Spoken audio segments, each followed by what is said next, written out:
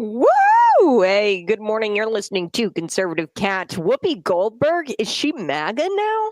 She shocked the producers of The View. They cut her off. They said, go to commercial, go to commercial.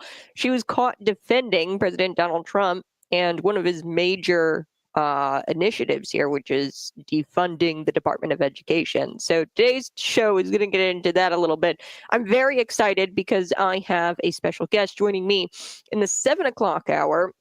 Her name is Susanne, and she has been home educated her whole life. She home educates her children. Her and her husband live here in Normal, and he's a firefighter. So she's going to be joining me in the 7 o'clock hour. And she's been a resident of Normal for 17 years. And they home educate their 6 children. And we're going to be talking about House Bill 2827. I talked about this a lot yesterday. I think it's pretty much dead. They could resuscitate it here at the end of session, but we'll have to see. But I don't know. This was opposed by the Black Caucus in Chicago. I talked about LaShawn Ford, and if LaShawn Ford opposes it, and this guy's probably been a legislator longer than I've been alive. If the Black Caucus is opposing it, Terry Costa Howard, who's the bill's sponsor, is probably not getting it across the finish line anytime soon. So this, of course, was the bill that mandated parents to submit a form to public schools. And if they didn't submit this form, outlining how they're going to be educating their kids at home. If they didn't submit that form, then their kids would be considered truant. And then they'd come in and, pretty much arrest the parents.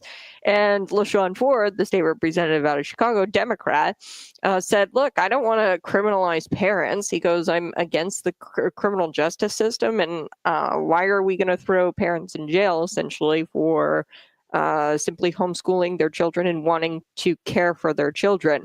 And I don't agree with Democrats a lot. Democrats usually don't agree with me. But LaShawn Ford spoke at a rally in Chicago and spoke out against this bill. So this bill, and it's really fascinating to me to see this because we know that there's a supermajority in the state. The Democrats have a stronghold in the state, and usually, if they introduce something, it will pass. But this just goes to show you have power. Homeschool parents across the state, thousands upon thousands of them. I forget how many witness slips, but I mean, I would say close to 100,000 homeschooling parents. They showed up to the Capitol and said, no, hands off our kids. And it worked. It worked. And they filed witness slips, and that worked. It was like, I don't know, near 50,000 witness slips. But thousands and thousands of home educators rallied together, and they opposed this bill. Now, they're going to wait probably until, you forget about this bill, and then they're going to reintroduce it, and they might ram it through during fall veto session. Who knows, right? But for right now, it's pretty much dead, the bill. So we're going to get to that. Liberals, they've found something else to destroy.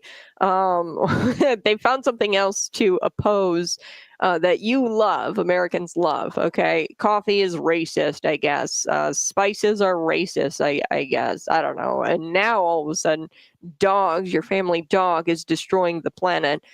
So they did a new study, and then tabloid here in America picked it up. They did a study in Australia, and they figured out that dogs have a big carbon footprint, I guess, and they're destroying the planet. So get rid of it. Get rid of your dog. That's what liberals want you to. They want you to have nothing at all, no happiness. Because they're unhappy and they want to take you down with them. So we're going to get to that. Whoopi Goldberg, like I said, supporting Donald Trump in this initiative to defund the Department of Education. I think she took some red pills the other day instead of her regular multivitamin. I do want to get to this bill. Critics say Illinois community colleges providing bachelor degrees could harm taxpayers. It was a couple of bills. They wanted Illinois community colleges, which is duplicative because, I mean, you already have the 2x2 system, which community colleges, I mean, sometimes you can get like pretty much all of your credits right now at a community college and then transfer last minute to a university, and the university will bestow a degree. But I mean, this is going to be duplicative. And really, what this is, I think it's a power play by the universities and by the community colleges to try to suckle more money from you. Community colleges are going to say, well, we've seen an increase in enrollment and we need more funding to provide these bachelor degrees. And then universities, public universities, they're going to say, well, we've seen a decrease in enrollment and our private funding has dwindled because the enrollment's dropping and nobody's paying tuition anymore. So we're going to need more taxpayer subsidies to keep us afloat. So I think that this is just a way to steal more of your money. Okay. So we're going to get to those two bills. They're not going anywhere. They're dead. But I think that this is an interesting conversation for sure to have. Should community colleges be providing bachelor degrees? One, it's kind of stupid because community colleges, like, that's definitely not the purpose of a community college. So they're named community college because typically they offer certifications and training for jobs that you need in the community. So that's your EMTs, that's your trades, construction workers, and different various certifications for people that we need in our community. That's why they're called community colleges. And I don't know why you'd be offering a bachelor degree. It's kind of defeating the purpose of community college. We're going to get to all of that here on Conservative Cat Cities 92.9. It's a Thursday morning. Tomorrow's Good Friday. Jesus died for your sins. He died on the cross for your sins and rose again on Sunday morning. So I'm so excited for Resurrection Sunday. Okay, so the left in America, I want to get to this story about the study where they found that dogs are emitting carbon, and at the end of the day, you should probably get rid of your dog because they aren't good for the planet. They're destroying the planet. So the left in America, they've never been less popular and more irrelevant. They are extremely irrelevant. Nobody is a Democrat anymore. It's not cool to be a Democrat. I remember when, you had to kind of be hush-hush about being a conservative, 5 years ago, like when I was on my campus and when Joe Biden was running, you had to kind of be like, shh, shh, shh.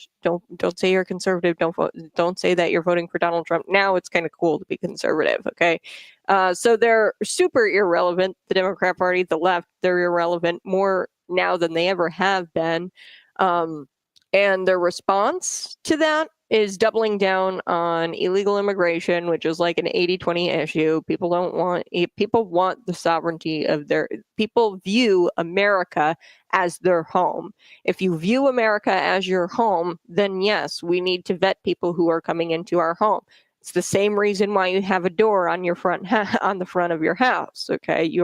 It's a barrier to your home, and you don't let people you don't know into your home. Okay. Otherwise it's burglary. It's breaking and entering. So they're doubling down on illegal immigration, tripling down on stealing sport opportunities away from your daughters.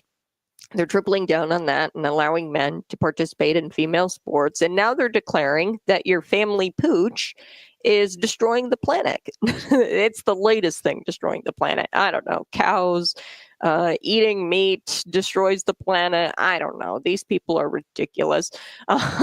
Like, what's next?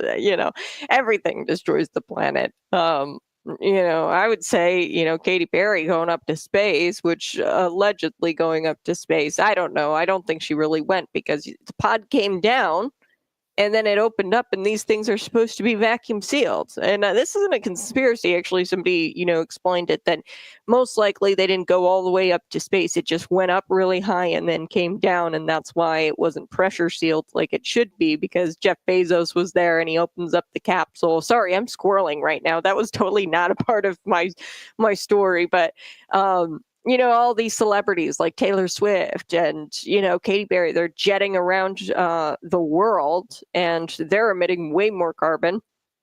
AOC is emitting way more carbon. She flies first class. These are bigger seats.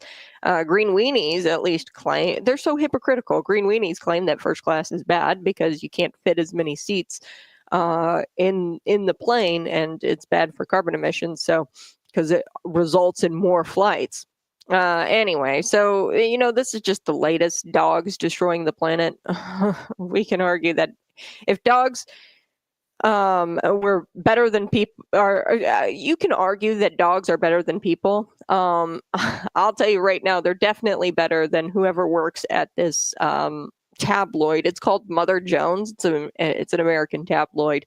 I'm telling you, dogs are better than whoever made these editorial decisions at Mother Jones to call for you not owning a family pooch, like a family dog. So they decided that this is the one thing that the internet needs right now, Mother Jones.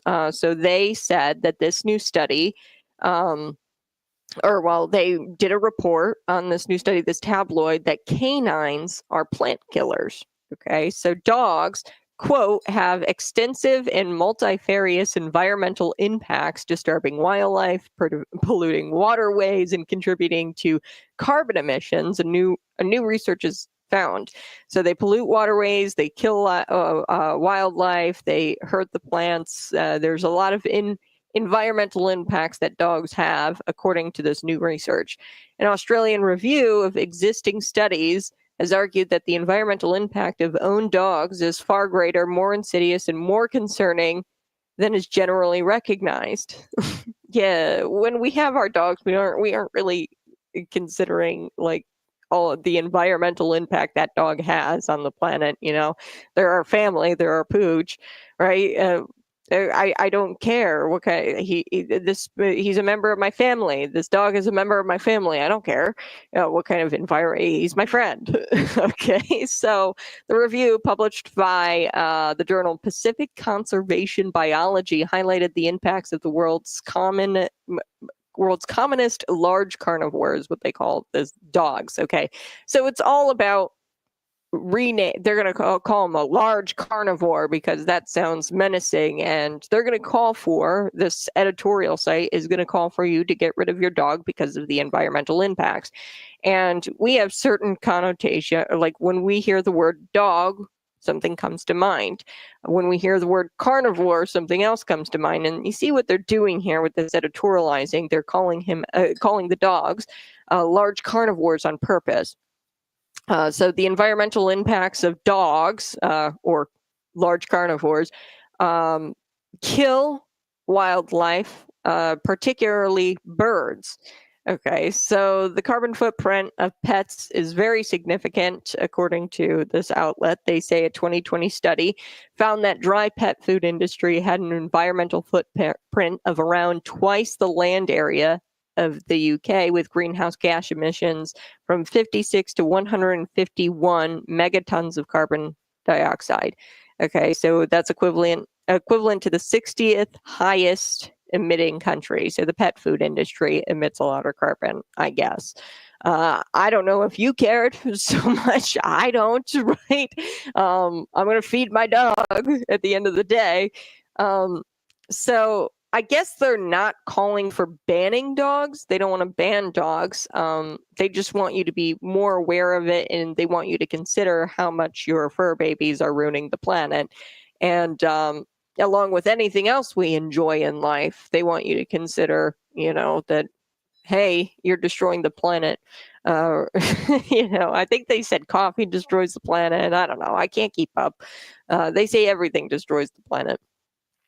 So the dogs aren't banned yet, but that's coming, I'm sure. Australia, after this study, you can't own pets probably in Australia anymore.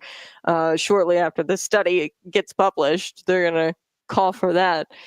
The tyrannical. So here's how they phrase it, the American tabloid.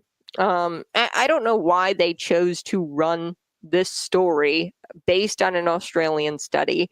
Nobody really, but this is how out of touch the left is with the American people. Like, nobody really cares that their dog is emitting carbon. You want to know why? Because we love our dog, and we don't really care at the end of the day. You know what I mean?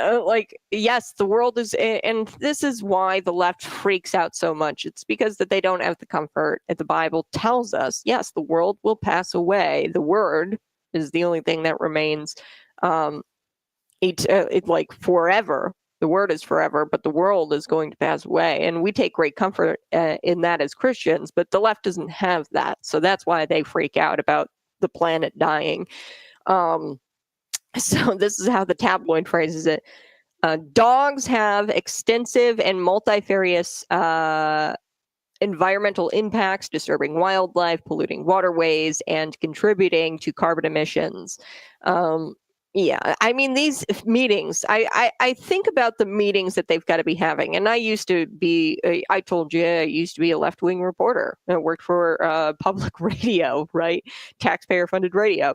I used to work for, and the meetings are just so fascinating when you work for left-wing outlets, because it kind of goes like something like this.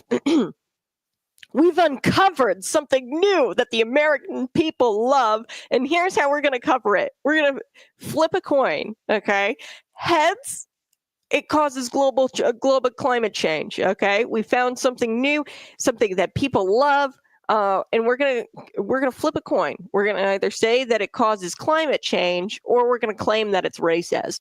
I guess coffee's racist. It's also bad for the planet and whatever. But that's how these editorial meetings go. They've got a little quarter and they flip it, and they say dogs. Okay, we want to write a story on dogs. We're gonna flip this coin, and we're either gonna say it contributes to the destruction of the planet, or we're gonna call it racist. And then the intern, or the reporter chimes in, the editor says, hey, okay, we're going to flip this coin. The editor says that, and then the intern jumps in there. The reporter says, whoa, can we call it transphobic? Thank you. Yes, that's good. Keep the ideas coming. Yes. Thank you for checking my privilege, little intern reporter. That's how I imagine journalism goes. And it kind of does. I mean, it's just like, okay, let's call it racist. Let's say it destroys the planet. Let's call it transphobic. Like, that's literally how they come up with these headlines. All right, I got to take a quick break. You're listening to Conservative Cat Cities 92.9. We're going to get to Whoopi Goldberg because now she is MAGA. Is she MAGA? Find out next.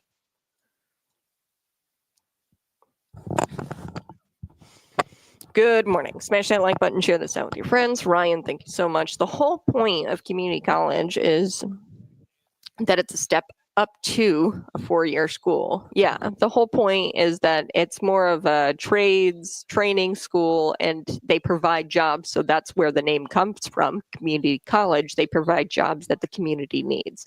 They're very based, well, they're supposed to be based on that community. Okay, so say you have a large elderly population, okay, in a community.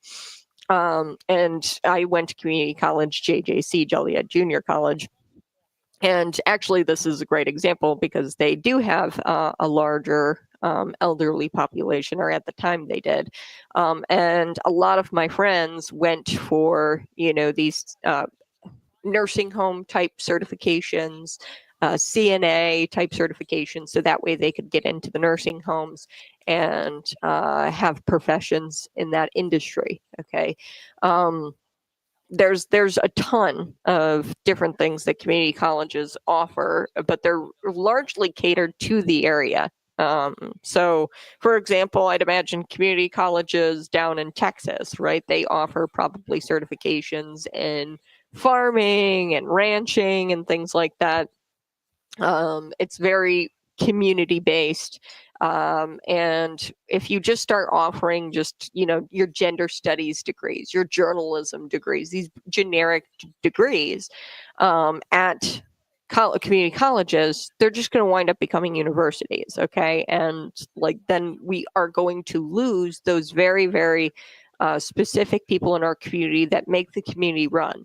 Okay, so we're already kind of hurting for people in the trades, people who are certified. We're hurting for CNAs, nurses, things like that. We're already hurting because there has been such this weird push to go to college to get a bogus 4-year degree that, in psychology or whatever.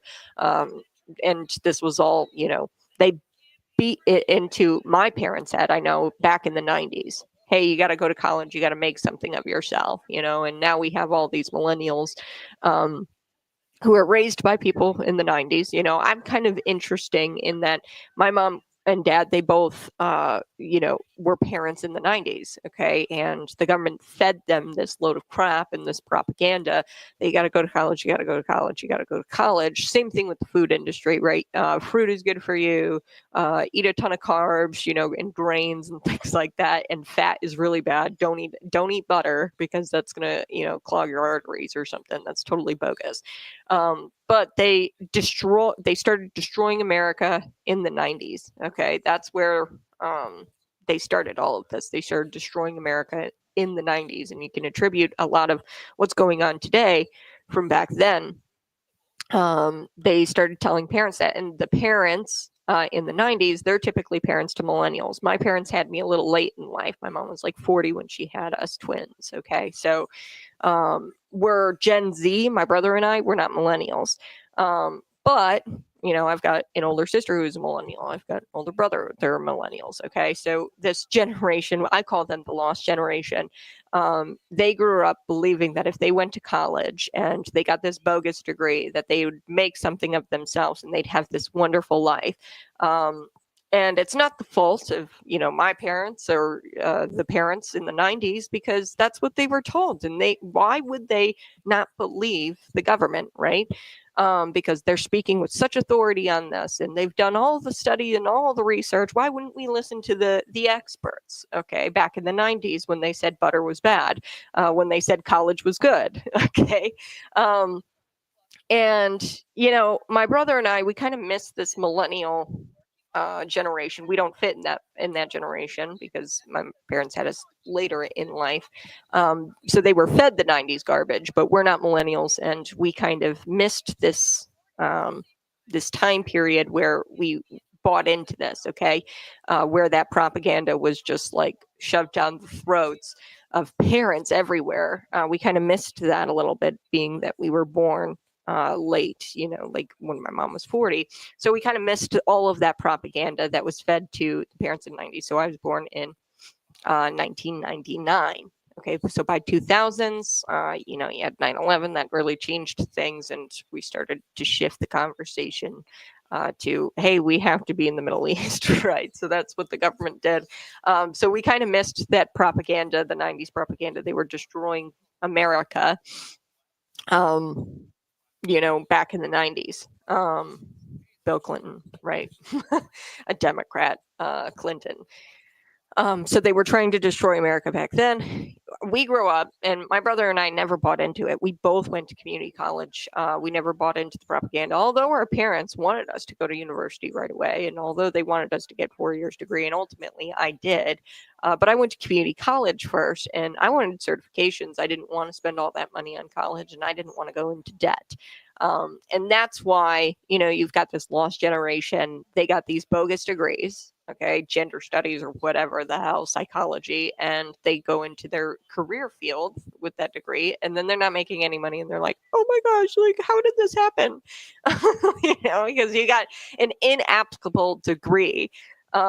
So we're going to get to that here a little bit later, that story, Ryan. So if you want to stick around, that'd be great. But we're back. I want to get to Whoopi Goldberg. So be sure to smash that like button. Is she MAGA now? We'll find out.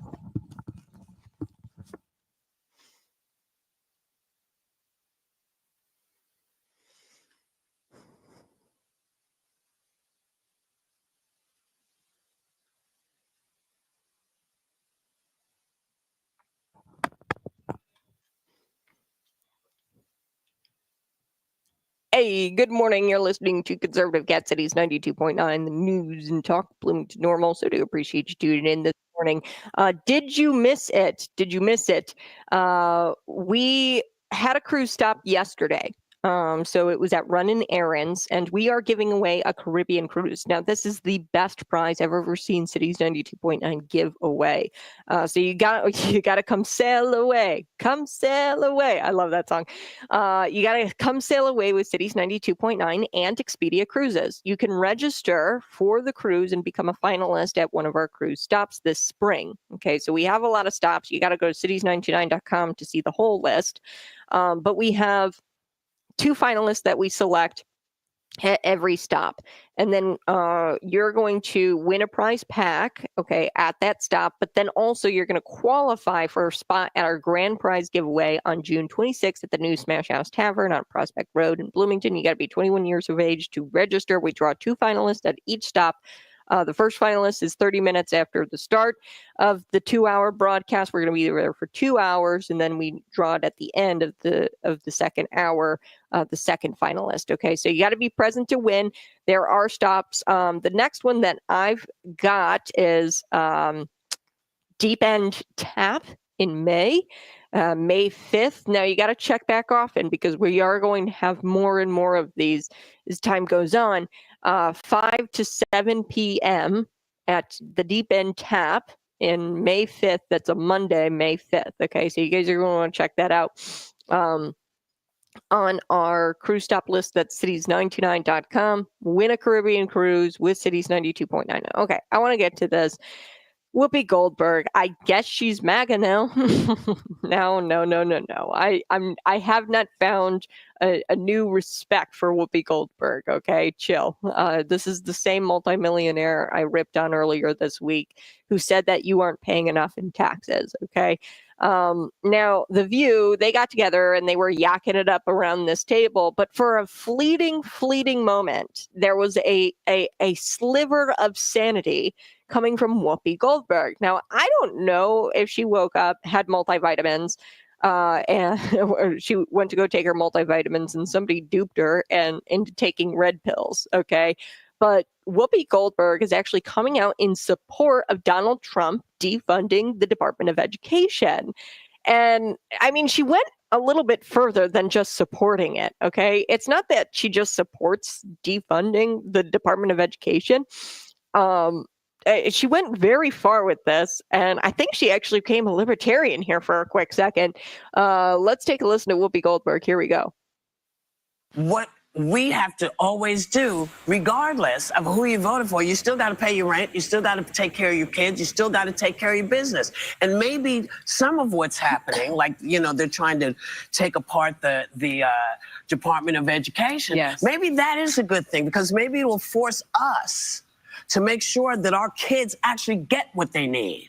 Maybe it'll force us to go to our state and say, listen, I want to make sure, since you're taking all this money from my taxes, I want to make sure that my kids get exactly what they need. I don't have to wait for the government to do it. We can do it. This is now in our hands. This is in our hands, and it's going to be tough, and nobody wants to do it because it's a bitch. But you know what? If it comes down to your survival, this is what you got to do. You got to take care of what you got to take care of. And they're telling me that we're going to be right back. So they cut her off. They said, she's starting to sound like a libertarian. Get her off, get her off. So that was Whoopi Goldberg. I think she's MAGA now. And this part is key. She says, maybe it will force us to make sure that our kids are actually getting what they need. You know, I talked about this Bloomington District 87. They've been talking about putting a clinic into the high school, which, by the way, is only a 4-minute drive from the hospital, which makes absolutely no sense. Why in the hell would you open up a clinic inside of a school?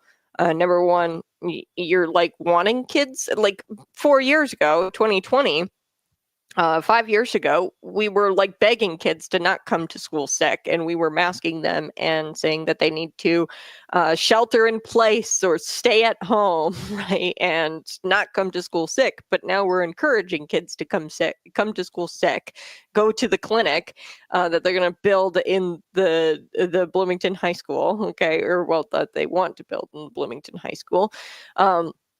Whether it actually happens, I don't know, but you know. I say that's child abuse, okay? If you aren't taking your kid to the clinic and like, oh, the reason why they want to open the clinic up in Bloomington High School is because, some parents just don't have the time to do it. And like, this makes it easier. The bus drops them off and they can go to the clinic at school. It's like, whoa. If the parents are not taking the time out of their busy lives, okay, to take the kid to the doctor, and we're not talking, surgeries, that this is a basic clinic that they want to put into Bloomington High School. You mean to tell me you can't take a lunch hour, or you can't take one day one day to go take your kid to the doctor to go get some antibiotics for the sniffles or whatever. You mean to tell me you can't do that as a parent? What's wrong with you? That's child abuse. Okay. You need to provide medical care for your child. And if you can't do that, then you are an unfit parent. Okay. You shouldn't have had children then. And this part is key. It's going to force us, the Department of Education is going to force us to make sure our kids are actually getting what they need. So I want to make sure this is what she said. So this is what she says. I want to make sure, since you're taking all this money from my taxes, I want to make sure that my kids are getting exactly what they need in their education, and that's key. This is like libertarian Whoopi Goldberg, and I'm all here for it. I don't have respect for Whoopi Goldberg. This is the same woman who said you weren't taxed enough just a couple of days ago. But it's one thing for a liberal to support school choice. It's an entirely different thing for them to support the entire rationale that Americans had for electing Donald Trump. Okay, this was our entire rationale. Like, hands off our kids. We want our kids back from the government. We want the Department of Education closed down. Because they're passing down edicts to our local teachers on how to train up our children and how to educate our children. And we don't want that. We want our curriculum to be made here locally. So that way we can go and we can hassle our local officials, our school board members, and get the curriculum that we want in our schools. So Whoopi said that perhaps shutting down the Department of Education could be a good thing because it would force parents to get more involved in advocating for their families. And that is exactly what's going to wind up happening once you and that's, every single time I went to these school board meetings, and I went to a lot of them, and the parents were upset about the comprehensive sex ed, the masking issue. What the school board always did, they fell back on, oh, well, it's a federal mandate. Oh, well, the Department of Education. Oh, well, the Illinois School Board of Education. Okay. They are the ones who are mandating this of us. Once you shut down those entities, then what's their excuse? They have to, those local politicians, when you confront them, they have to answer to you, and they're not going to want to keep raising your taxes. And you're going to have to reveal what those taxes are actually being spent on. And you're going to be held accountable when you've got, moms and dads knocking down your door, local politician. You're going to wind up having to be transparent, and you won't have Big Daddy Department of Education or Illinois School Board of Education to fall back on. You're going to have to actually answer to the people. So yeah, they are no longer going to accept the status quo, parents. They're going to disrupt this, and they're going to hold our local leaders accountable. And I'm excited. Congratulations, Whoopi Goldberg. I don't think she realizes it really, but this is the very reason why voters voted for Donald Trump. Okay. Voters who didn't even like the guy voted for Donald Trump because they understand this small government.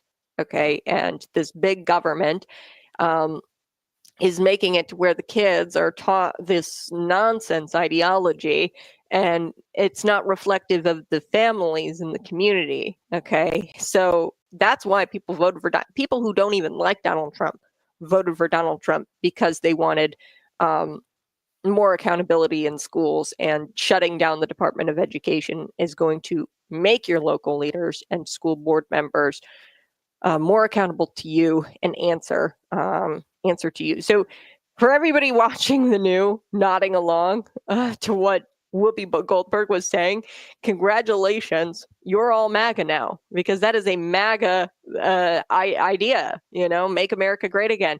Dismantle large government, make our local leaders more accountable and answer to the people. And, this would explain, of course, why The View had to rush to commercial. She was getting a little too close to the MAGA principles, Whoopi Goldberg, and they were like, cut her off. She, at the end here, she says, oh, they're telling me I got to go. They're telling me I got to go. Yeah, because you were getting way too close to being red-pilled. And they said, cut her off. All right, I got to take a quick break, but you're listening to Conservative Cat Cities 92.9, the news and talk of Bloomington Normal.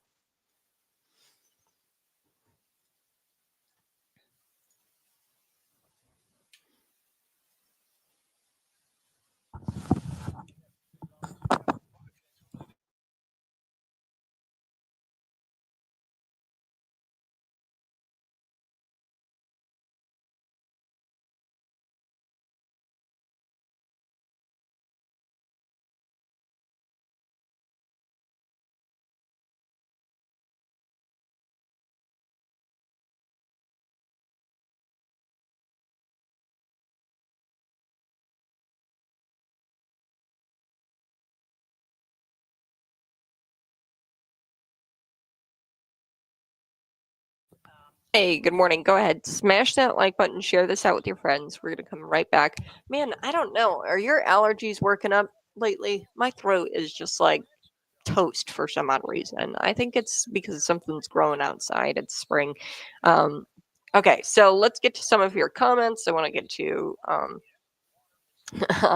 Ryan Mack's comments. Their craps fertilize the earth, and the left loves so much. The left loves so much when they burn their when they burn Teslas. Yeah.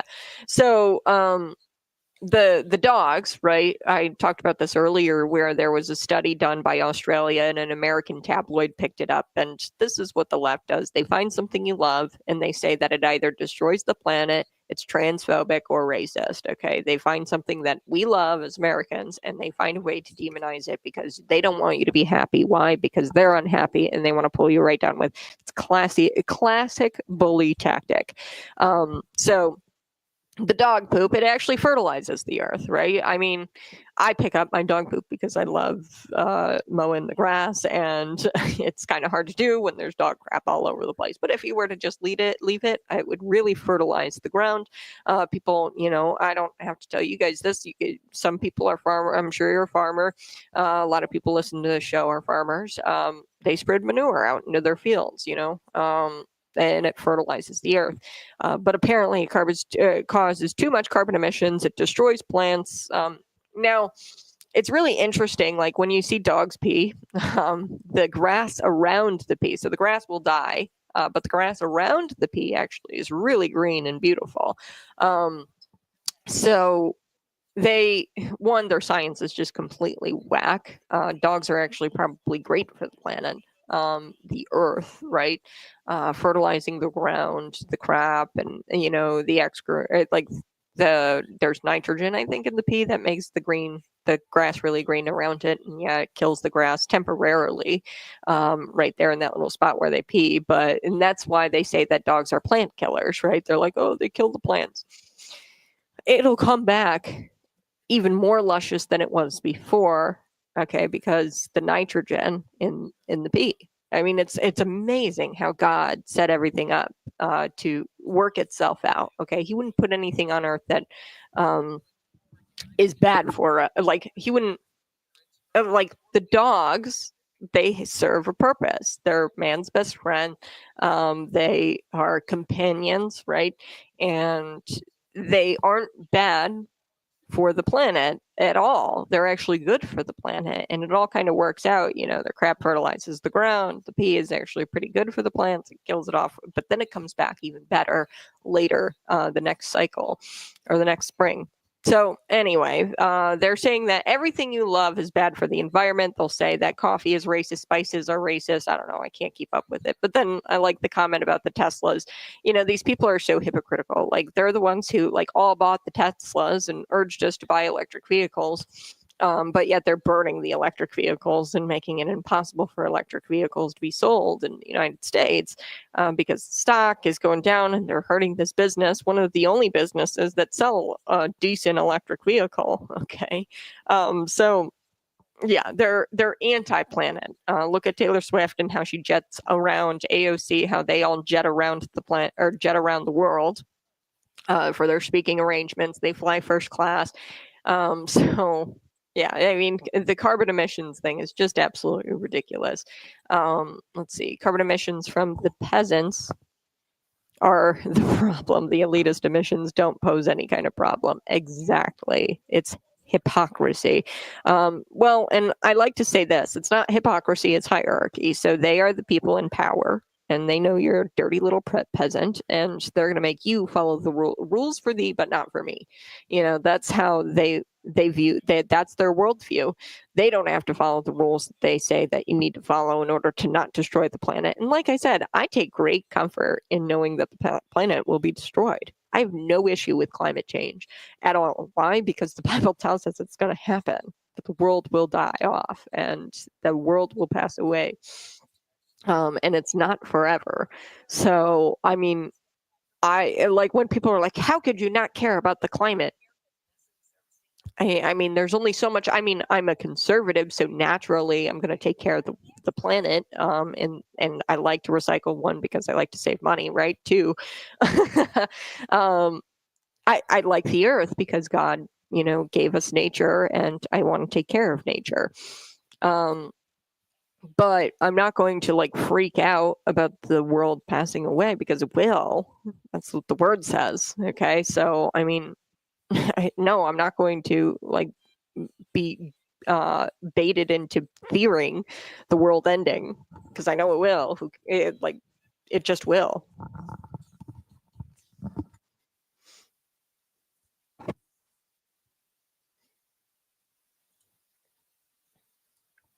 Hey, good morning. You're listening to Conservative Cat Cities 92.9, the news and talk of Bloomington Normal. I wanted to get to this story.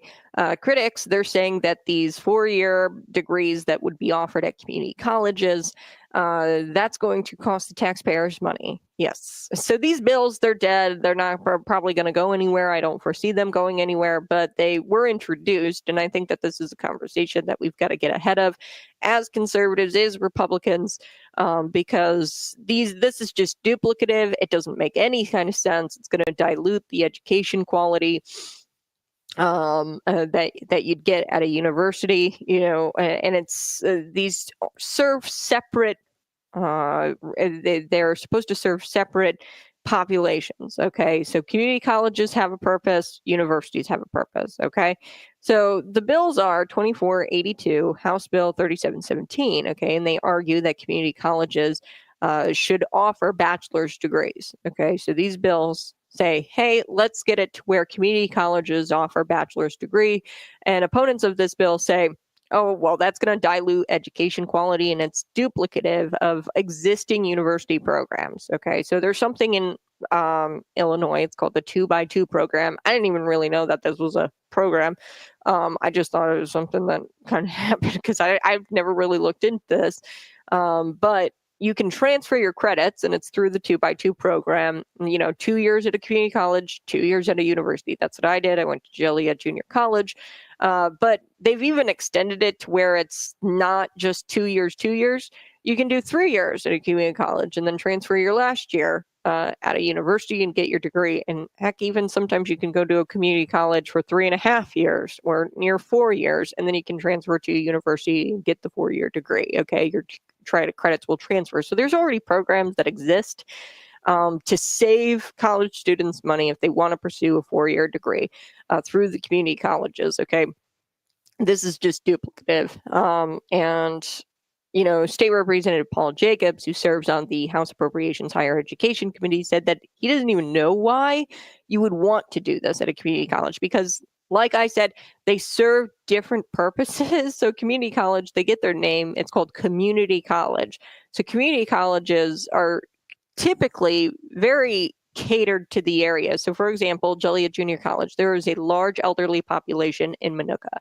Okay, so there's nursing homes and things like that in that area where I went to college, JJC. And they offered all kinds of programs for, like CNAs and things, certifications for people that go serve in nursing homes, because there's a larger elderly population in the area, and people wanted to go get those jobs. So community college, it's jobs that are good for the community. And when you add this 4-year degree, people are going to wind up just getting these bogus gender diversities degrees or gender studies degrees.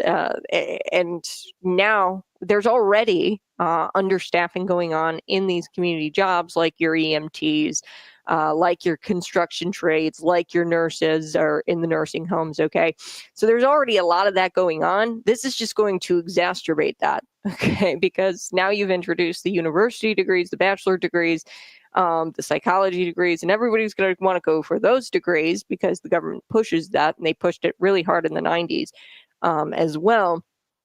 And you're going to pretty much make these jobs obsolete, and we need those jobs, and we need community colleges to specialize in community or in those areas.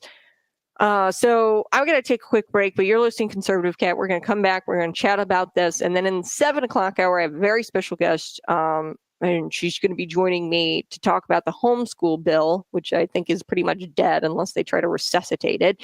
And thank you, homeschooling parents. You guys are the ones who did witness slips and got this bill shut down, because that's kind of unheard of, because you have a supermajority. She's a part of the supermajority, Tara Costa Howard. She's the sponsor of that bill. I mean, usually it's just rubber stamped and it just goes through, but people spoke out and you made a difference, which goes to show you how powerful your voice actually is. I'm going to be right back. You're listening to Conservative Cat Cities 92.9. Good morning. Smash that like button, share this out with your friends, subscribe to the channel. Yes. So these bills that, say, hey, university degrees, you're going to wind up phasing out these really important community jobs, the trades, the nurses, the EMTs, and things like that, if you introduce bachelor degrees at these community colleges. It's also probably a power play in that, community colleges, they can say, well, now we've got this flood of students, enrollment has doubled, and now we need more taxpayer dollars. And then the universities are also going to say, well, our enrollment is dropping, and now we need more taxpayer dollars to serve the kids that we have here, because our private funding has been jeopardized because there's no more kids paying tuition.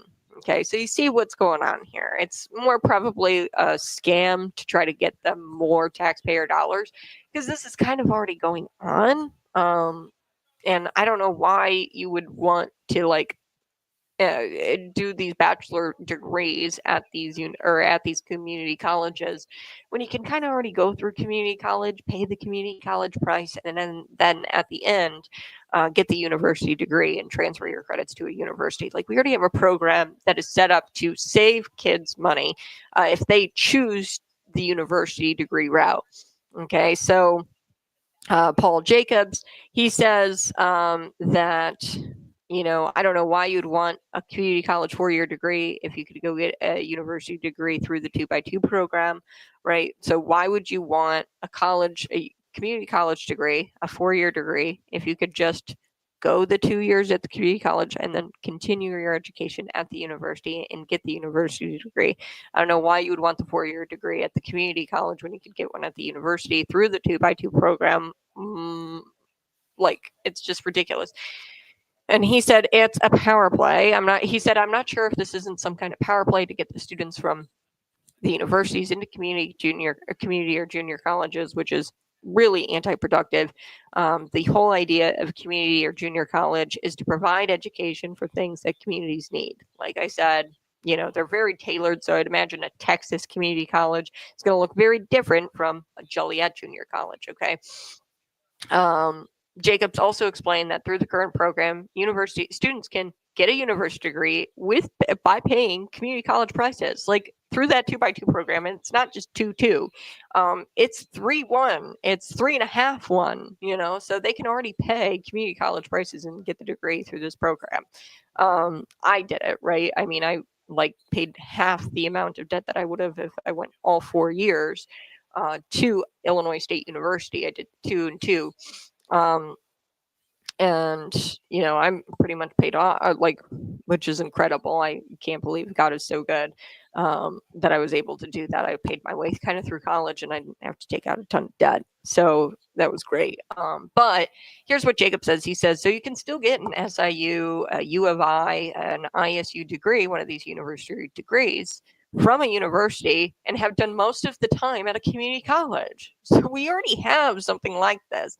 And like I said, it's probably just a way to get universities and community colleges more taxpayer dollars. They're going to justify asking for more taxpayer dollars through this program, through the bachelor degrees. They're going to argue enrollment and enrollment dropping for universities, enrollment going up for community colleges, and they're going to say that they need more taxpayer money. Okay, so this is really just a way to squeeze more out of the taxpayer. Okay, so the bills, they don't appear to be advancing. Jacobs clarified and said that he's not making any direct accusations, but noted that SB 2482, House Bill 3717, they've been strategically positioned as a way for public universities and community colleges to justify requesting more public funding. Okay, so that is what's going on here. They're dead because it's just such a dumb bill. And it's so clear that they were just strategically positioned in this way to justify requesting more public funding. So since the bill, in my estimation, is not moving this year, I think with the disarray and the infighting within the Democrat Party, we will end up eventually with something entirely different. So there's just been disarray amongst the Republican Party because ultimately this isn't great for universities, because they probably will see a drop in enrollment. They're going to try to use that and Democrats are trying to there's probably a faction within the Democrat Party will try to use that to try to get more taxpayer dollars. All right, let's come back for our radio friends. You're listening, Conservative Cat.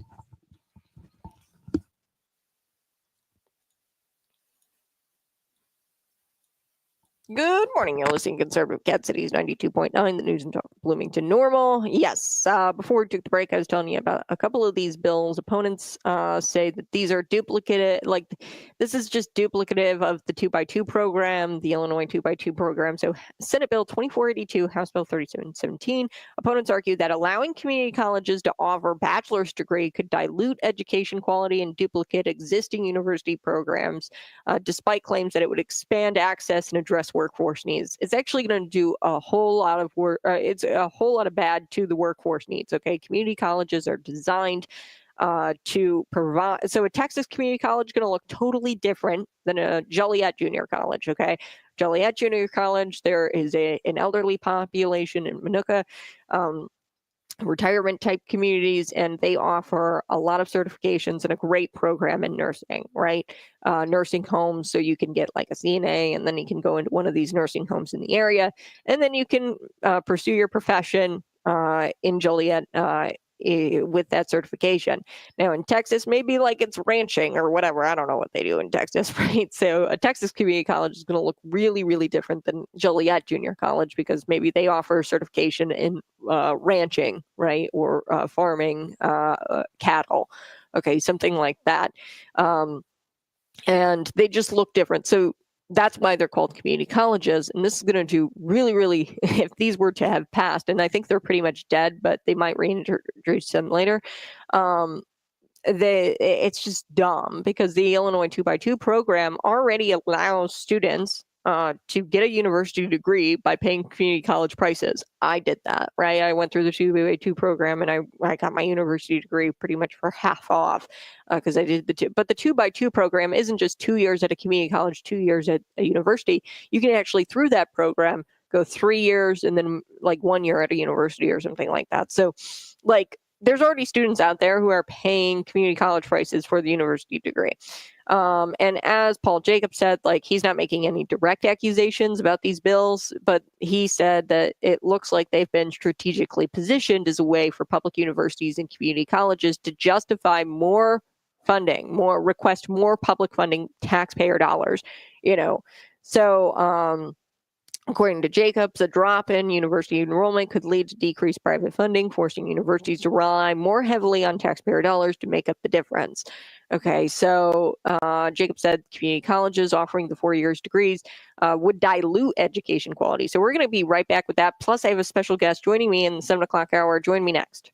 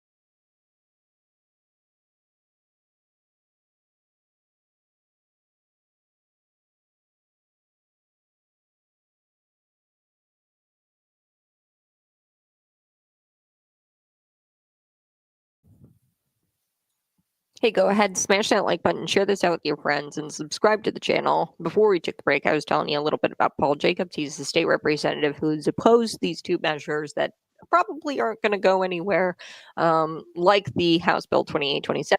We will get here to here in the 7 o'clock hour. These bills are kind of dead and they would need some serious resuscitation. But they might be reintroduced next legislative session. According to Jacobs, he suspects that they will be, but they'll probably be entirely different. He says that there was a lot of infighting within the Democrat Party, probably over these bills. And according to Jacobs, the drop in university enrollment, it would lead to a decrease in private funding, so tuition, okay, because everybody's going to go to community college and get their bachelor's degree. Really what this is going to do is hurt communities because you're not offering those.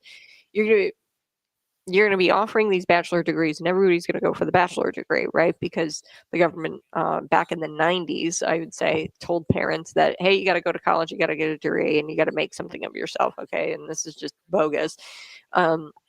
And the government tried to push you into universities, right? So that way, of course, the tuition and the taxpayer funds would all pay their buddies who are teaching, gender studies at these universities, these public universities anyway.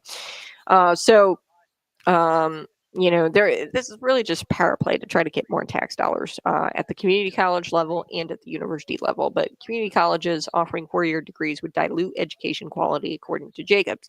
He says, quote, I love my community college professors. I think they do a wonderful job. I do feel that the university professors are probably a little bit more proficient at particulars that are going to require the bachelor's degree. So he explained community colleges offering 4-year degrees might exacerbate, the problem with understaffed trades.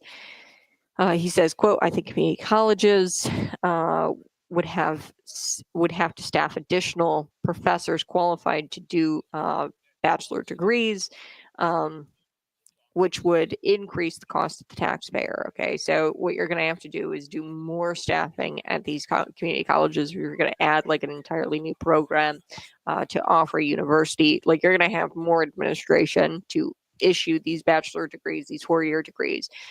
They will also request, of course, facility improvements and increases in size. And which will they're going to increase in size.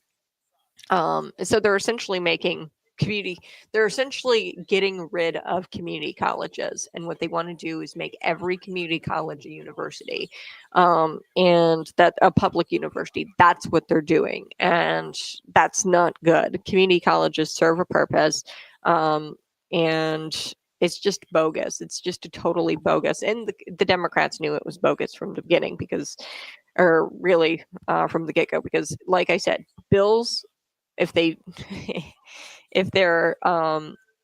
introduced by a Democrat, they will get rubber stamped through unless there's some sort of infighting going on within the Democrat Party, and unless there's this huge opposition against a bill, they will get pushed through. So we are going to get to a bill that saw huge opposition, House Bill 2827. Hey, you're listening to Conservative Cat Cities 92.9, the news and talk Bloomington Normal. So do appreciate you tuning in.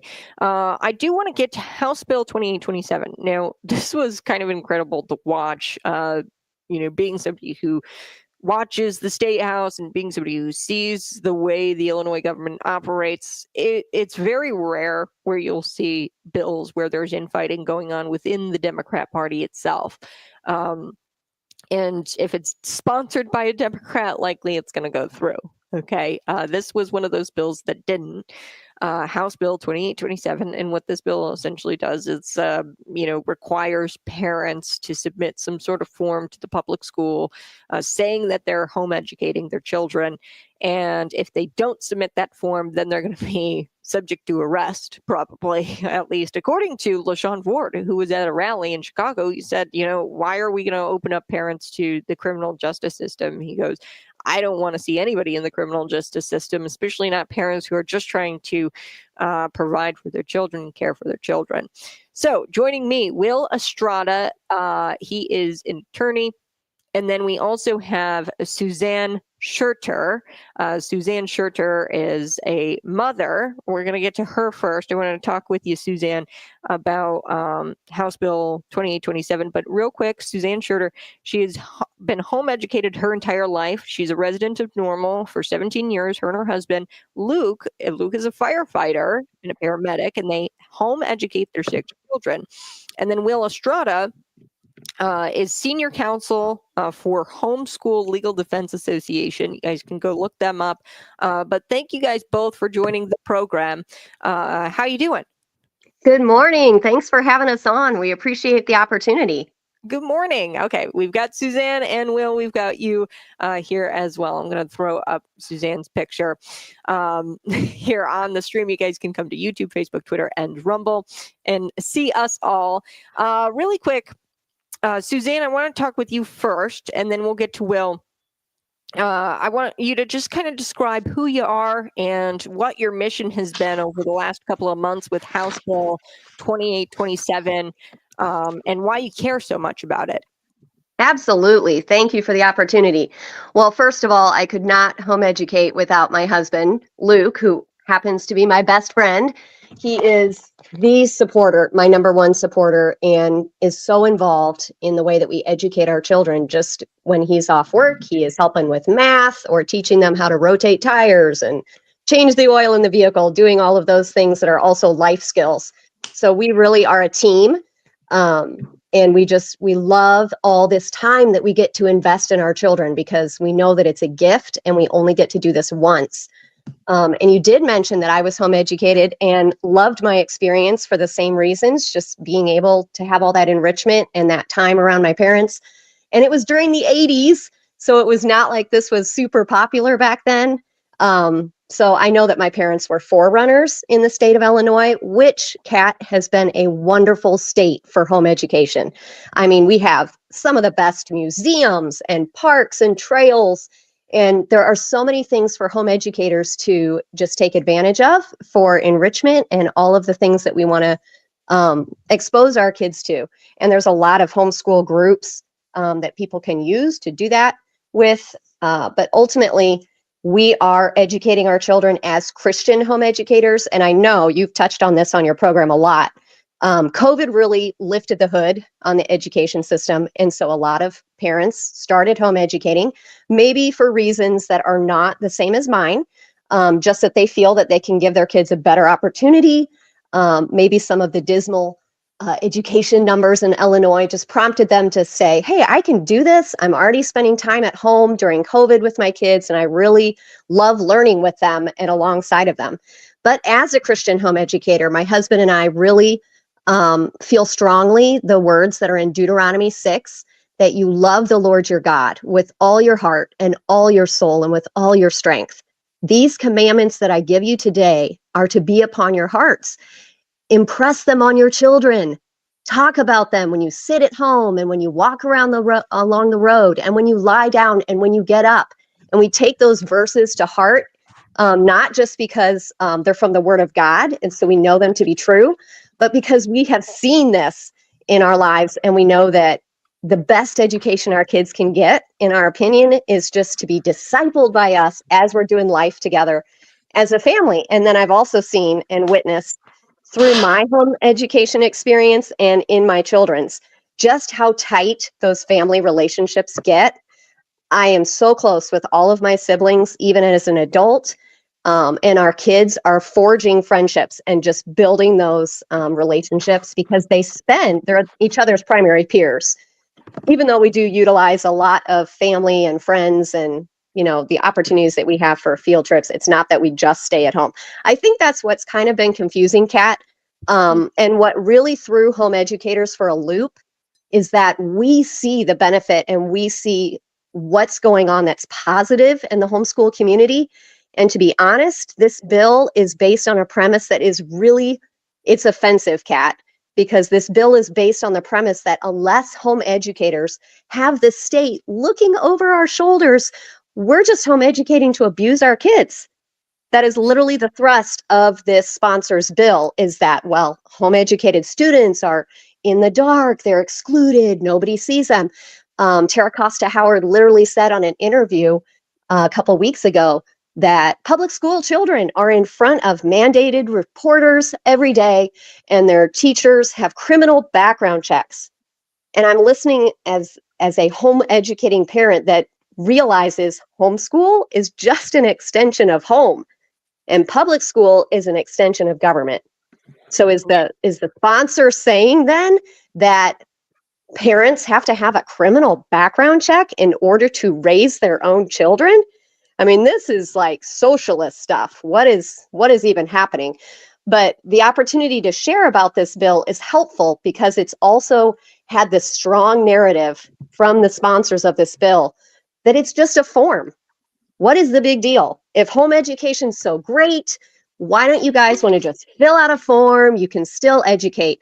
But I got to tell you, this is not just a piece of paper, Kat. This is an unfunded mandate that will essentially enroll our children in the local school districts that you live in across the state of Illinois, giving the local school boards and unelected educators and the truancy officers unwarranted access into our homes, Kat. They are going to be able to determine if our curriculum meets the state standards or if our child is, quote, educationally truant. And we know that truancy in Illinois, which is already a law, I already have to abide by the truancy laws in Illinois, teaching in English, all of the subjects that are the mainstays of a education. We know that truancy law in Illinois comes with a Class C misdemeanor with jail time, up to 30 days in jail and a $500 fine, and you will be found truant if you do not register your children. So I know that there's been a couple... registration process. The state of Illinois actually has been one of the best states to home educate in because they do not encumber homeschooling parents with a lot of registration. You do not have to register. If you're taking your children out of public school, I am sure, and Will's going to hop in here with more of the legal side of it, I am sure that there are forms that you will fill out if you directly remove your child from the public school system they've been enrolled in. But as a home educator, I have never had to register my children to state any of the curriculum that we're using. That is, there is also a gateway in this bill to where these truancy officers can demand that they see your curriculum, which I think you know, Kat, teaching from a biblical worldview, we've seen the government schools push transgenderism and DEI on students.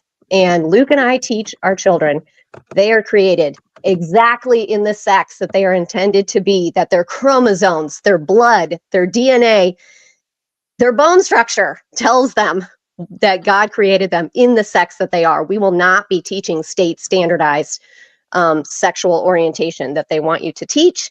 We also teach that meritocracy propels societies forward, not backward racial divides that they want to keep pushing on people, particularly in the state of Illinois, in the public school system. A lot of these are, make the decision that we have chosen to home educate because we've opted out of that worldview.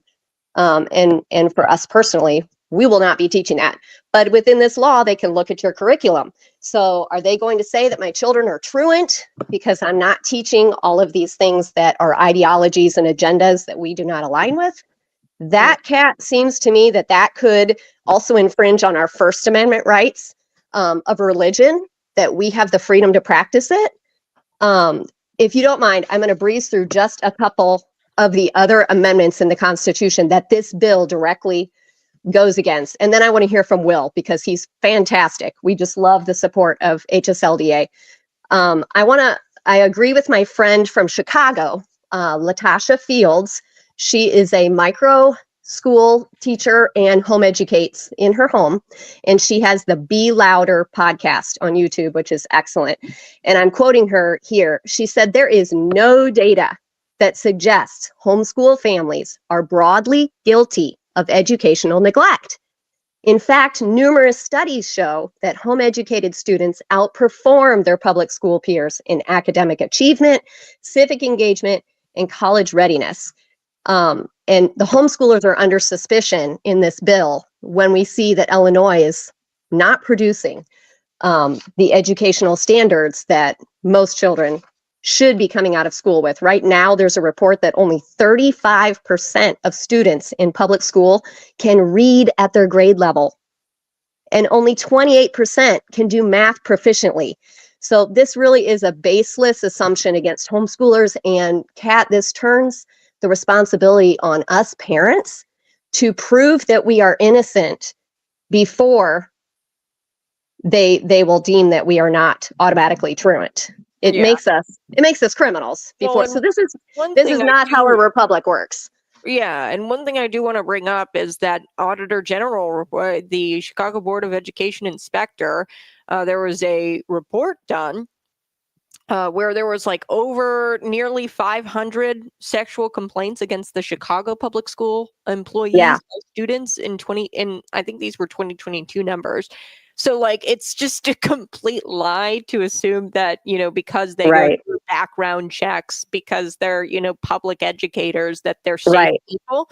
Exactly. That's Yeah. just not true. And actually, I would probably argue, I haven't looked at the statistics here, but I'd probably argue that there's more abuse going on within like sexual abuse or Mhm. abuse. Actually, I think it was just recently, I just saw it. There was a bus driver who, laid hands on a child. So I would say that Yeah.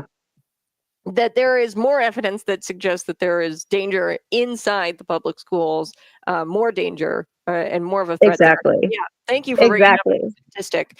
Yeah. And to I- your point, there is nothing in HB 2827 that's going to protect these children. Like I said, we already have child abuse laws in Illinois.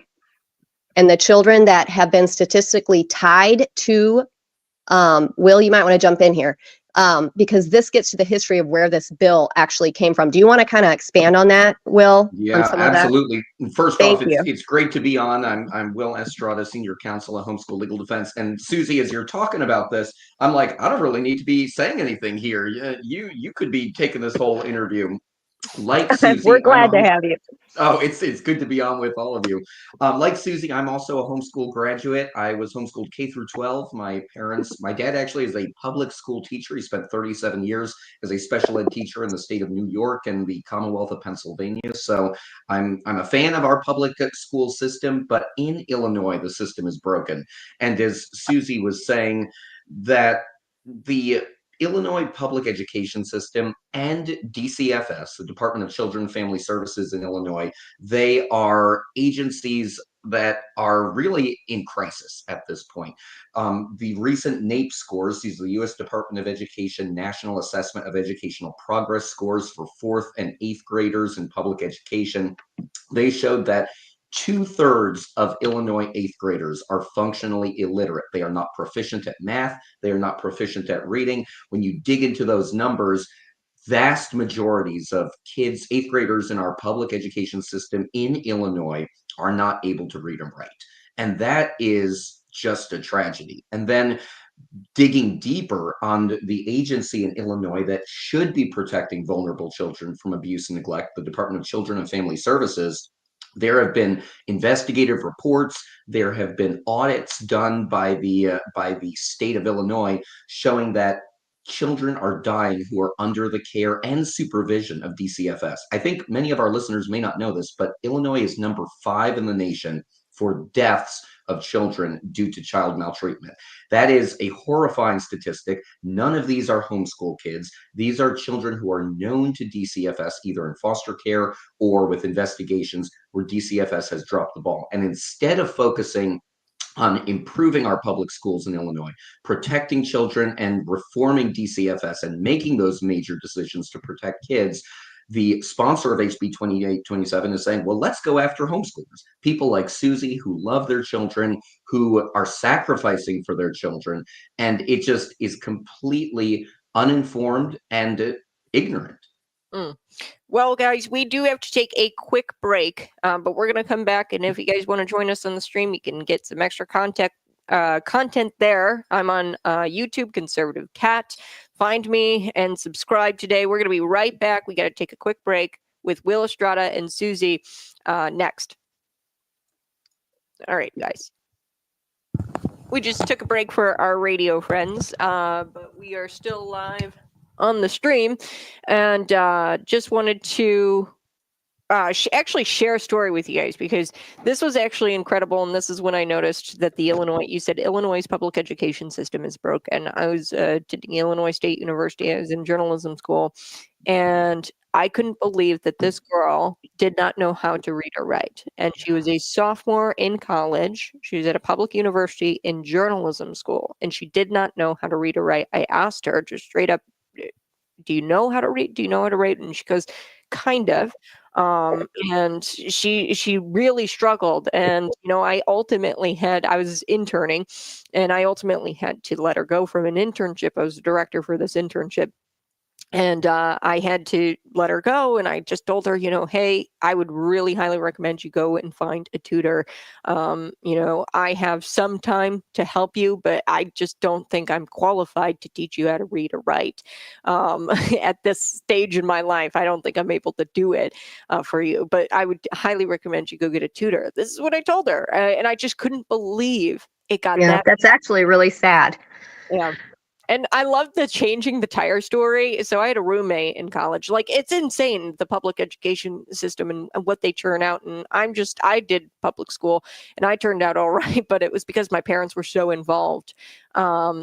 And, they were at the school constantly, and just like, they were very involved. And I think that there's a way to do it. Like you said, Will, it's just here in Illinois, it's broken at this point. But there's this roommate I had, and she didn't know how to pump gas. Like, quite literally had no idea how to pump gas. You must have been from New Jersey. They don't allow you to pump gas over there. Oh my! She was from Illinois, but I was just like, oh no. No, she has really it was like the suburbs of Chicago. But she didn't know how to pump gas, and she asked me to help her. And the beauty about homeschooling is it's an extension of like the home, and you get to be with them and teach them real life skills. And I just could not believe that she had no idea how to pump gasoline. I mean, I was just like, she was so lost at the pump. And I mean, this is a college age student. So, I mean, that's wild. But we're going to come back for our radio friends. And I do want to get to where this bill is at, because from what I'm hearing, it's pretty much dead. Unless she resuscitates it and tries to bring it back in the dead of night, 4 a.m. in the morning or something like that, and calls it later in session. But I want to get to where the bill is at. And also, what is the current law for homeschoolers? Will, if you could talk about that as well. Talk about that. For homeschoolers. But Susie, can you tell me a little bit maybe about your curriculum? If you feel comfortable doing that, or like, what a day in the life looks like for one of your children whom you home educate. Yeah. Well, like you said, it's the beauty of it is that it is just life. It is a lifestyle. And so every one of my kids, down to the littlest 4-year-old, knows their way around the kitchen. They can all cook meals. They all help together. We do have a large family with 6 kids, so everyone does their own laundry. One of our brilliant mom tips here, one of the rules is you don't get to watch television unless you're folding laundry. So miraculously, Kat, at the middle of the day, someone's thrown in a load of laundry to make sure that after school, if they want to watch a show or something, they have laundry to fold. But it is an extension, and the curriculum that we choose, I love that I can accelerate it when the kids get it, and I can also reinforce it and slow down when they feel like they're not grasping a concept. So we have done the gamut of different subjects. I've got some kids that love math online, so that they can be moving around the different things on the touchpad. They're very visual. They have to be hands-on. I've also got, there's multiple curriculums with manipulables and nothing that public school kids probably have access to. The difference would be that this is tailored. Because I don't have 25 students in one room. I've got 1 student per grade. So I can focus on where they need some more attention. If this curriculum isn't working, I get online and I order them something else. And that's just the beauty of it. From the 80s, it has come so far. I mean, we almost wonder, wow, all the opportunities for online. There's even programs that will grade the work for you if you choose to go that route. So a lot of it's books, but there are a lot of offerings online, which we love. So Wonderful. Well, we're going to come back for our radio friends. You guys just hold on real tight, and we're going to be right back. Hold on one sec.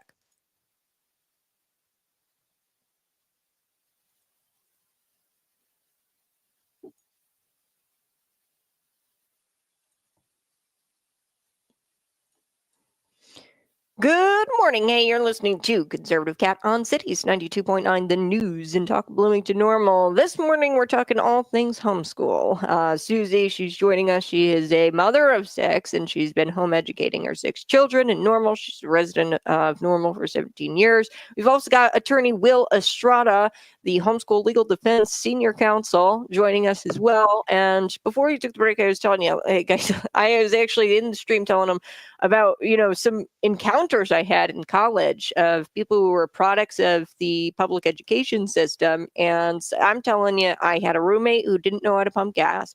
I had somebody in college sophomore year, junior or journalism school. She had no idea how to read and write. And, before we took the break, we talked with Will Estrada. He was saying that Illinois' public education system is broken. So, Will, really quick, can you tell us and fill us in? And then I want Susie to jump in here, tell us where the bill is at and how they worked to shut it down. But Will, can you tell us about the law for homeschool or for home educators in Illinois, what that looks like currently? What do home educators have to do in order to homeschool at home?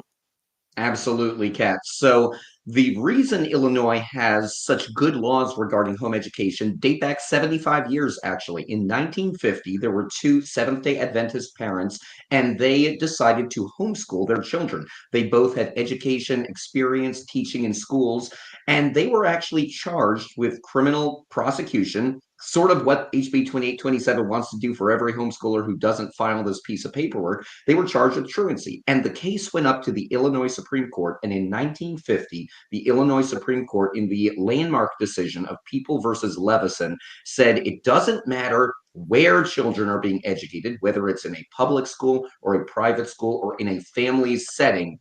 The laws of Illinois under the private school statute allow parents to be able to choose where the education happens.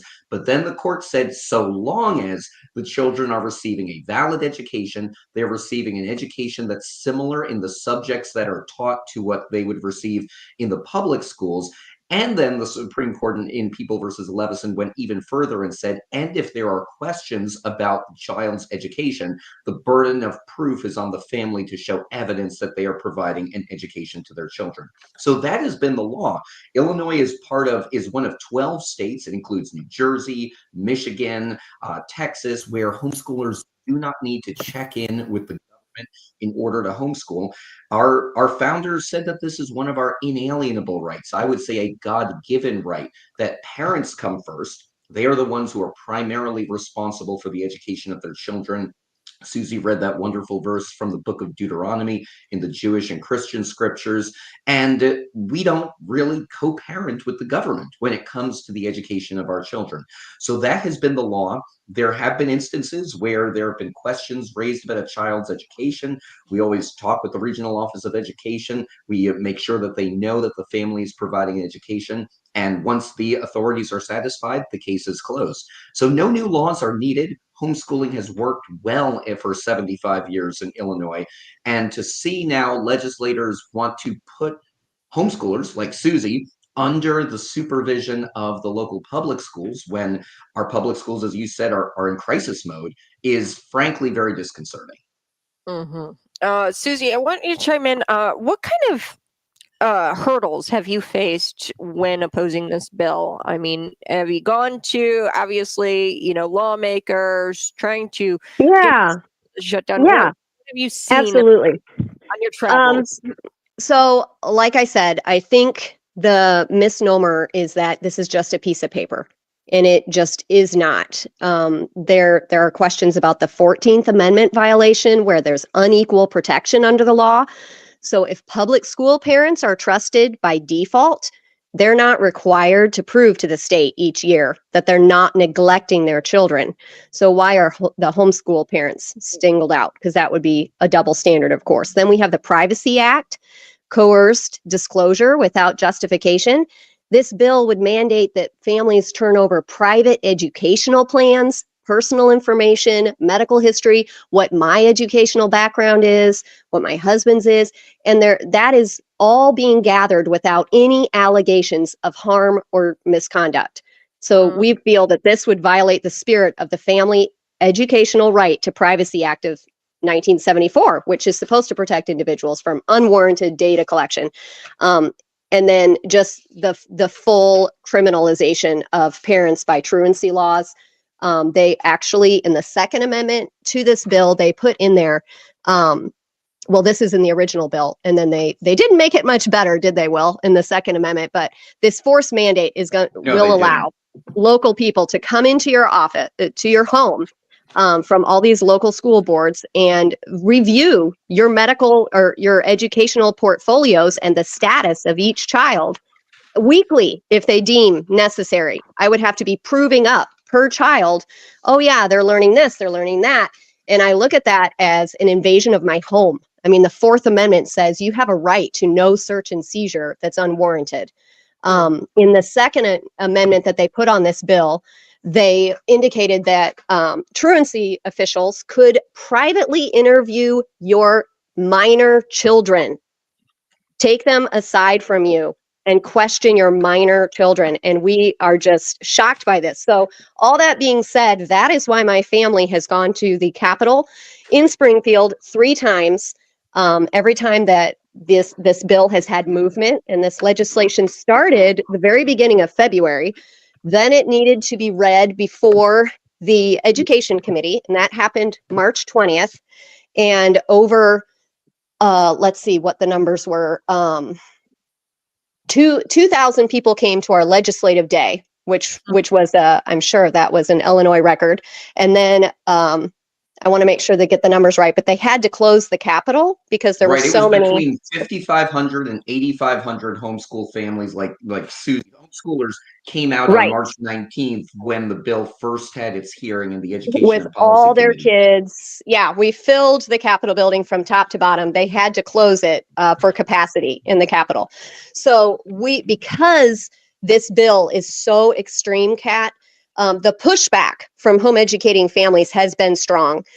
We have sent emails. My husband wrote a rebuttal letter to each point in the original bill, and we have sent that out to every single Illinois state senator and state representative.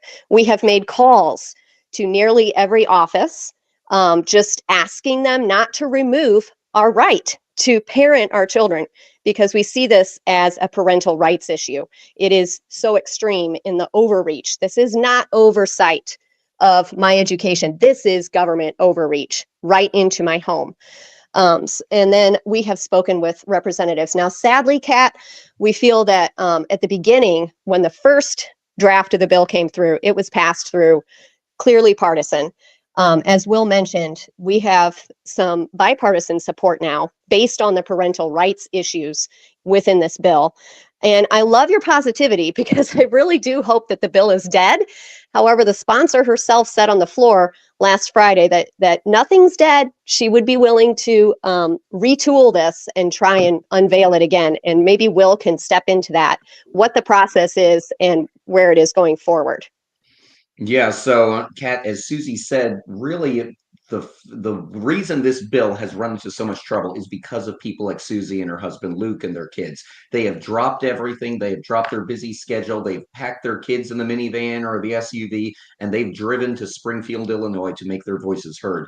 One of the interesting things is when the bill was first introduced, the supporters of the bill said everyone's going to back it. The only people who are going to oppose it are January 6th insurrectionists who are child abusers anyway. And they had no understanding of really the love of parents for their children. This has united Democrats, Republicans, rich, poor, urban, suburban, Black, white, Latino, rural families.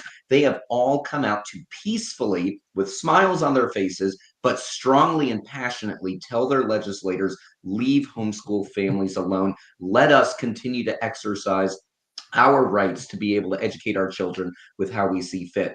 And as a result, it's not just Republicans who are opposing this bill. I remember LaShawn Ford, a Chicago Black Democrat legislator who probably on a lot of political issues, we'd be on different sides, but he spoke passionately at a press conference the first week of April in Chicago alongside of homeschool families, saying this bill represents a prison pipeline for parents who just want to love their children.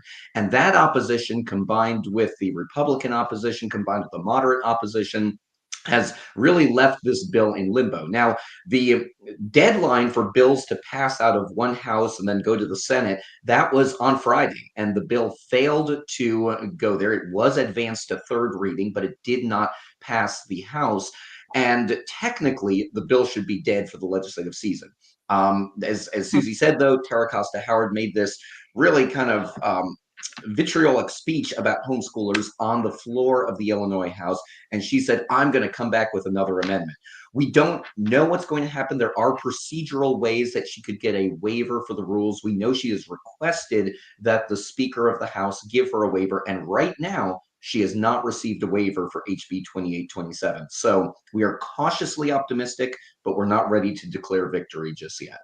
Yeah, well, and it's amazing what happens towards the end of legislative session. What they'll do is it's called a gut and replace, where they take a bill that has already gone through the whole process. They do this, and I just don't even know how it's legal or how they can do it. Yeah. They gut a bill that's already gone through everything, committees, houses, been read, and then they'll gut it, replace it, and then they'll, try to get it on the floor. And I just can't believe that they are able to do that. So I wouldn't be shocked if they try. But like I said, I don't know. When you see a bill like this, and it's exciting for me because, like you said, LaShawn Ford, totally different political ideology, totally different ideologies than me and probably you guys.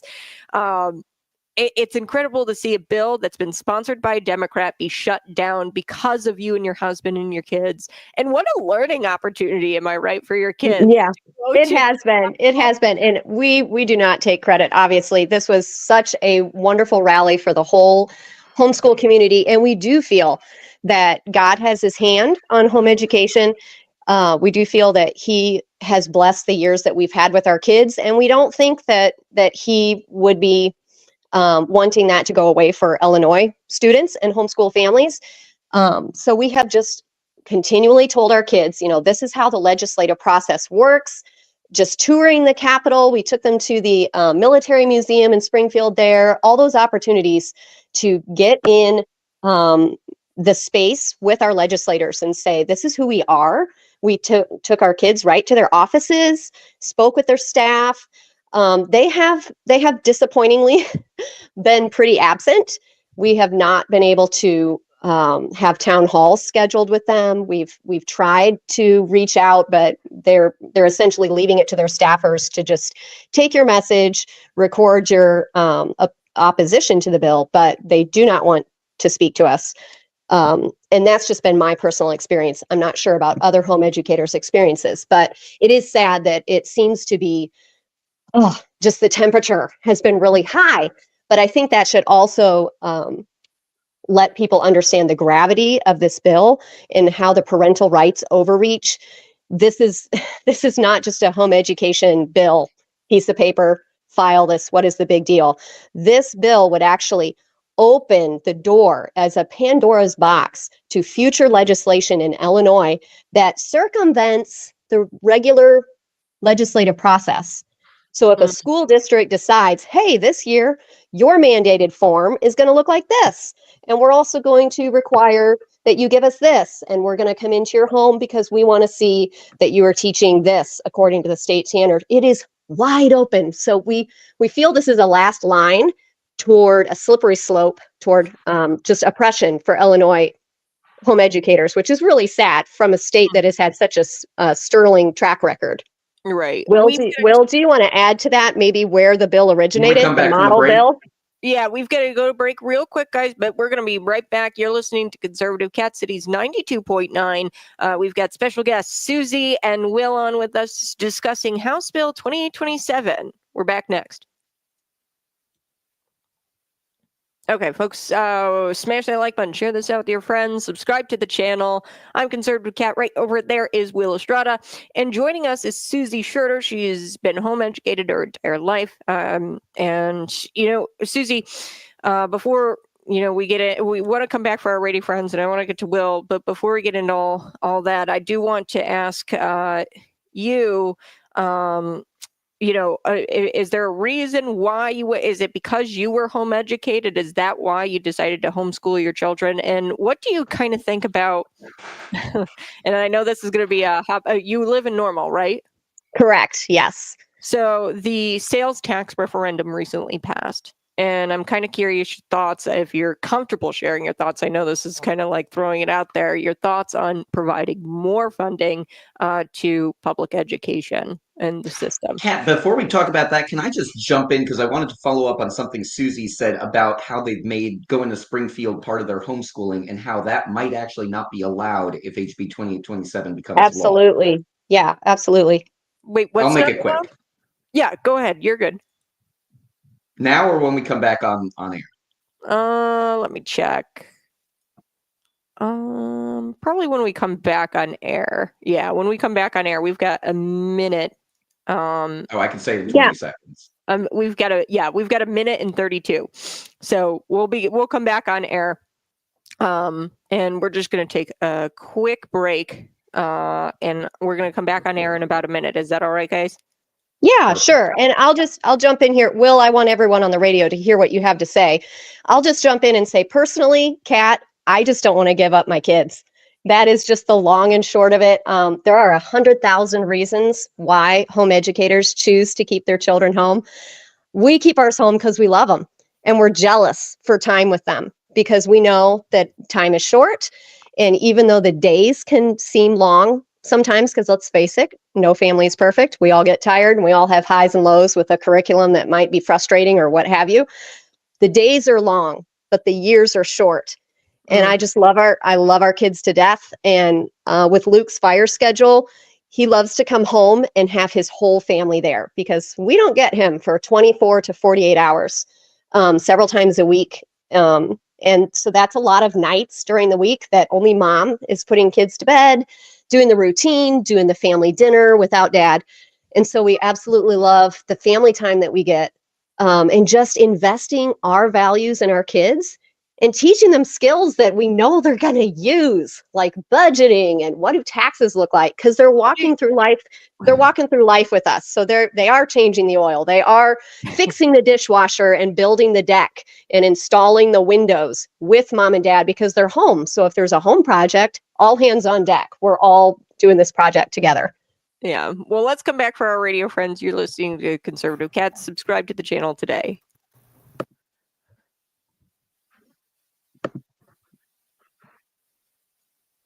Woo! Hey, you're listening to Conservative Cat Cities 92.9, the news and talk Bloomington Normal. Right over there is Will Estrada, attorney. They've got the homeschool legal defense. He's the senior counsel. And then Susie, she home educates her 6 children right here in Normal. And real quick, thank your husband for his service, by the way. Firefighter, paramedic. Thank him for his service. We love our first responders here at Cities 92.9. These are people in the community who are irreplaceable. You can't replace them. Thank you. Thank you. Thank Luke for me when you get off the program. Before we took the break, Will, you wanted to add something. Yeah, Kat, Susie was talking about how she and Luke and their kids went down to Springfield. They saw democracy in action. They saw the legislative process in action, but how they also went to museums. And that really speaks to the beauty of home education. I saw that when I was being homeschooled. My wife is a homeschool graduate, saw that. And we are seeing that as we homeschool our kids. Home education doesn't take place in the 4 walls of a home. It is everywhere. The world is your classroom. I remember what the Irish poet William Butler Yeats said, that education is not the filling of a pail, but the lighting of a fire. That is one of the beauties of homeschooling, lighting that fire. And the amendment 002 that's currently pending on the House floor, for HB 2827 redefines homeschool to only be what happens in the four walls of the home. And actually, when the ISB, Illinois State Board of Education lobbyist, was asked about this in the committee hearing just the other day on April 9th, he said, yep, if two homeschool moms are meeting together for education, they are going to have to register as a private school.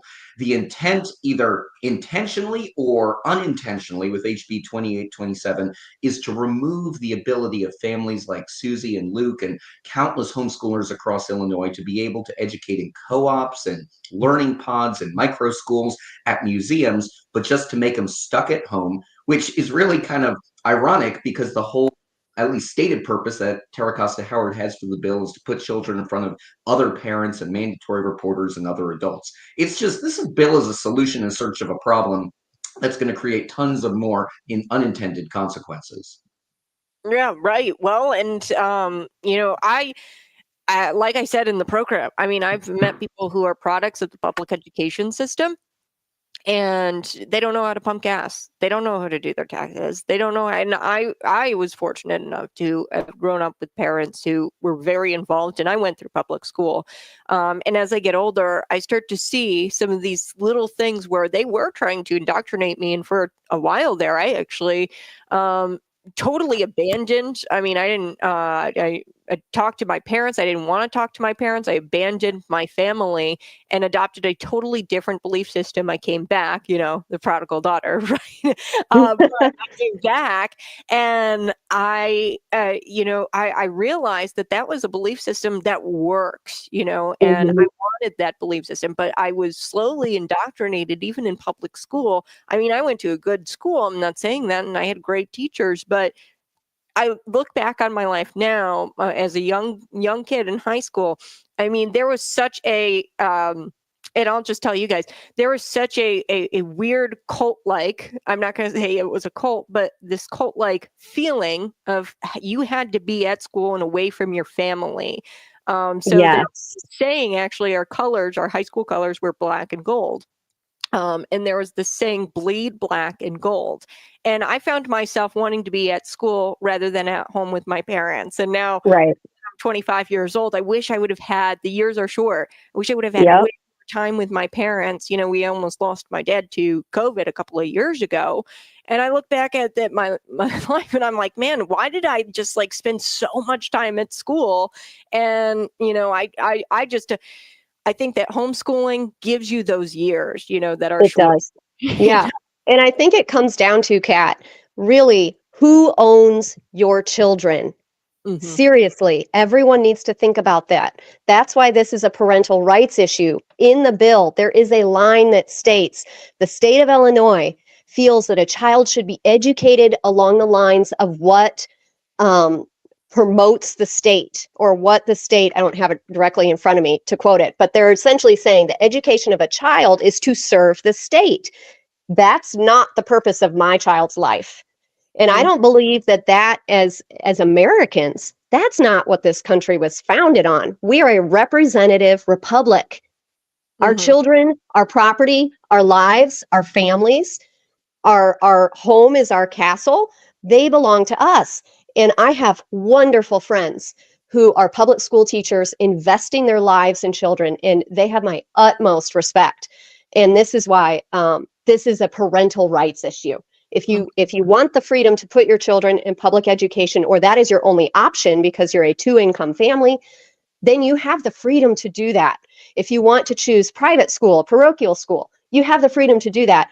And for 75 years, we had the freedom to do that as home educators. This is not a piece of paper. This is a backdoor way to, we feel, further oppress and shackle home education in Illinois, and just freeze out people who might even be considering public education or home education rather, as a better option for their kids. Bills like this that make this state go backwards, they're counterintuitive to what's actually best for our children. And Will, maybe you can speak a little to where this model bill actually started, and where this idea that your kids don't really belong to you, they kind of belong to the state. Yeah, I mean, we first saw this 100 years ago when there were challenges to whether parents could even private school their kids. And two cases went up to the US Supreme Court, where the US Supreme Court said, as Susie said, this is a fundamental right. Those cases are Meyer versus Nebraska from 1923 and Pierce versus Society of Sisters in 1925. We're actually coming up on the 100th anniversary of Pierce versus Society of Sisters. And then, in People versus Levison, that established homeschooling. And one of the interesting things is there was actually a dissent in People versus Levison. One of the Illinois Supreme Court justices wrote, no, we are not to have kind of different, what we would call pluralism. Every child needs to be in the school that's established by the government, because that is the highest responsibility that people have, to prepare kids for serving the state. And I'm really glad that was the minority view in People versus Levison, but that is the philosophy behind HB 2827. The bill wasn't drafted by people from Illinois. It was drafted by a bunch of disgruntled homeschool graduates. They formed an organization called the Coalition for Responsible Home Education. They are a pro-authoritarian, pro-government control lobbying group based in Massachusetts. And the one common denominator with all of these young people, many of them actually received a very good education. I knew some of them personally when I was being homeschooled, but they all deconstructed from their faith. And as part of that, they now want to come between the parent-child relationship with every homeschool family in the United States. Illinois is their test run. If we can beat this bill in Illinois, we'll be able to beat it anywhere. All right. Well, we have to take a quick break. We're going to come right back. You're listening to Conservative Cat Cities 92.9. Okay, friends. We're going to be back in just a couple of minutes, and I've got a hard break. So we'll just to wrap it up and, call to action. What should we be doing as residents of Illinois to make sure that we're protecting our home educators? So what do we do now? The bill, it's not dead, so we just need to keep an eye out for it, right? Yeah, I think I would say make sure you follow on Facebook HSLDA and Illinois Christian Home Educators. They've been the two big organizations fighting this, and just stay ready. The bill may be dead. They may try and bring it back. And I think also it really speaks to the importance of having personal relationships with your state legislators. Mm-hmm. Yeah, well, and I like what you said about the coalition there. That's a lot of these bills. I mean, it's actually incredible. I mean, some of these bills are word for word. They just take out the word California, and then they'll, put Illinois. And it's kind of crazy how that's even. Why have Illinois legislators at that point if we're just going to do what an organization in Massachusetts wants? What's the point of even having Illinois legislators at that rate? So in these coalitions, I haven't done a deep dive, but I'm sure that there's some billionaire funding this coalition. And it's not even really, they're disgruntled and they're a part of this coalition, but they're getting paid most likely to work in this coalition. It's a nonprofit organization. They're getting paid, they're paid positions.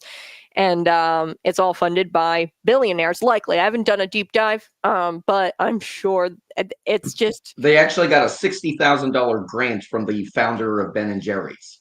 Okay, there you go. So, see, I'm telling you, I've been doing this so long. I already know. I don't. You know your stuff, Kat. I don't even have to go look. I know that there's a billionaire somewhere funding this thing, and they're all get jobs, and they don't have to make a product, do anything. They just can be disgruntled and upset with home educators, and they get paid to do it. So by a progressive billionaire. So we're going to be back in just a second, and we got about a minute, and I want to make sure that we use that minute to direct people to your social media sites so that way they can stay on top of the bill and see where this goes. But thank you guys for joining me. We're going to be right back. You're listening to Conservative Cat. Guys, be sure to subscribe to the channel, like the channel. When you guys do that, we can have more and more guests on, like Susie, like Will. So let me come back for our radio friends. Hold on.